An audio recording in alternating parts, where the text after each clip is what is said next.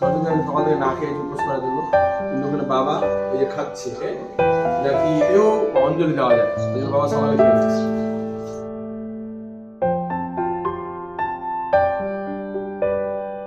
Good morning বন্ধুরা, চলে এলাম ব্লগ নিয়ে তোমাদের সামনে।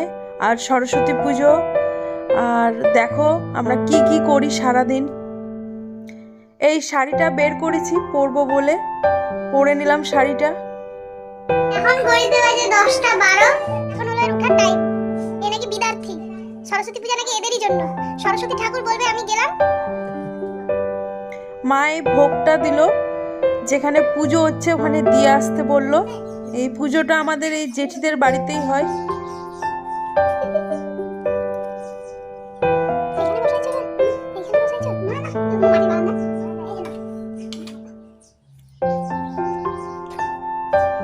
কি সুন্দরভাবে সাজিয়েছে এখানে। এখনো চলছে পুজোর জোগাড়, ঠাকুর মশাই এখনো আসেনি।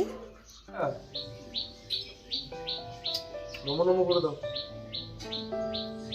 বুঝছিস? যাবে পড়াশোনা করবি। পুজোর ফাঁকে একটু ওদের সাথে মজা করে নিচ্ছি, ভূত ভাগানোর মজা।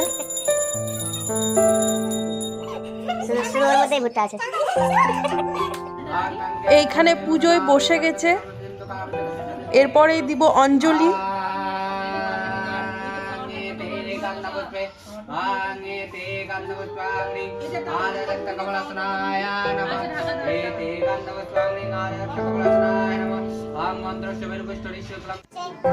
পরিবারের সকলে মিলে অঞ্জলি দেওয়ার মজাই আলাদা। এইখানে আমরা অঞ্জলি দিচ্ছি সকলে মিলে, সকাল থেকে না খেয়ে। দেখতে দেখতে কত বড় হয়ে যায় আমরা। ছোটবেলায় এই দিনগুলোতে মা শাড়ি পরিয়ে দিত, স্কুলে যেতাম, টিউশনে যেতাম, কতই না মজা করতাম।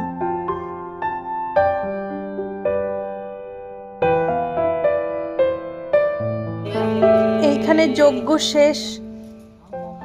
পুজোর শেষে একটাই মজা, প্রসাদ দেওয়া হবে। বাড়িতে এসে দেখলাম হচ্ছে সরস্বতী পূজার স্পেশাল খিচুড়ি, বাঁধাকপির তরকারি।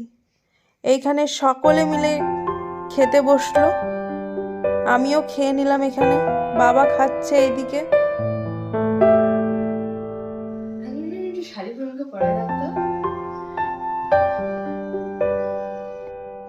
এই পুচকিটাকে আমি শাড়ি পরিয়ে দিলাম, ওকে শাড়ি পরে খুব সুন্দর লাগছিল দেখতে।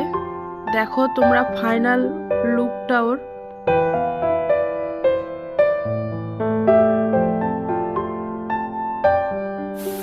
ভেবেছিলাম ঘুরতে বেরোবো, কিন্তু এই অসময়ে বৃষ্টি নেমে এলো, আর সেটা সম্ভব হলো না।